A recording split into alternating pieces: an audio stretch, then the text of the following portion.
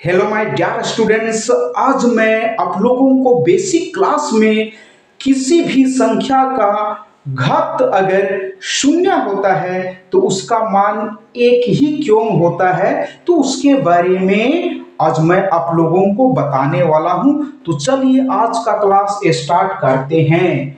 मान लेते हैं 100 का घात अगर शून्य है तो उसका मान एक होगा। सेम वैसे ही पैसों का घात अगर शून्य है तो इसका भी मान एक ही होगा। एक का घात अगर शून्य है तो इसका भी मान एक ही होगा।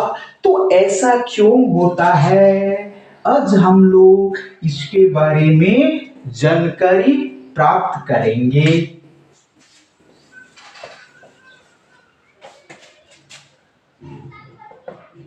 ए का घात 0 बराबर ए, ये क्यों होता है?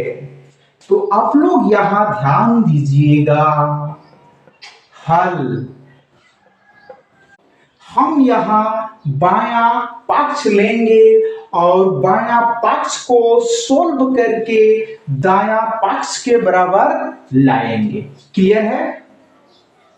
एल एच एस, तो बाया पक्ष बराबर क्या लिखेंगे बच्चों? ए का घात 0। तो आप लोग यहां ध्यान दीजिएगा बच्चों, अगर x का घात 0 तो इसको हम x का घात 3 घटाव 3 लिख सकते हैं कि नहीं? x का घात 2 घटाव 2 भी आप लोग लिख सकते हैं। x का घात 4 घटाव 4 भी लिख सकते हैं। तो x का घात 3 घटाव 3 यानी क्या प्राप्त होगा? x का घात 3 से 3 घटाएंगे तो शून्य प्राप्त होगा।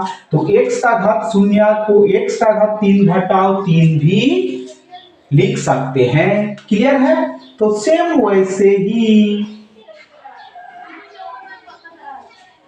ए का घात m घटाव m हम लिख सकते हैं।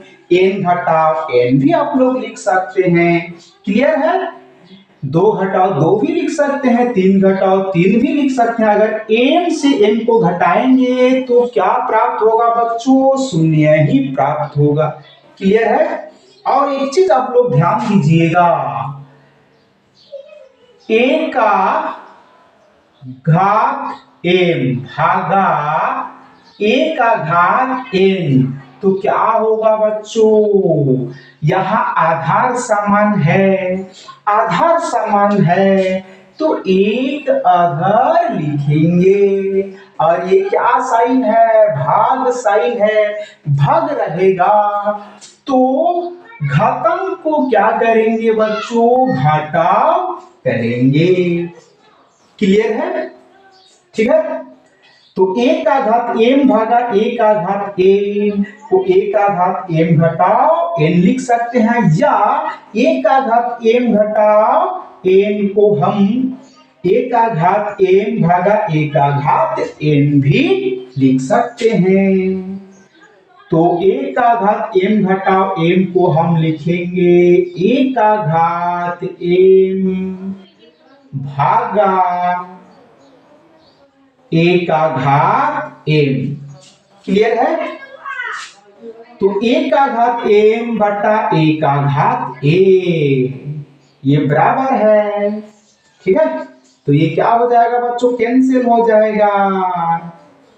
क्लियर है? और एक के कम a, तो इसलिए क्या होता है बच्चों? a का घात शून्य बराबर a, और ये दाया पक्ष के बराबर आया, और यही क्या हो गया? प्रूव्ड।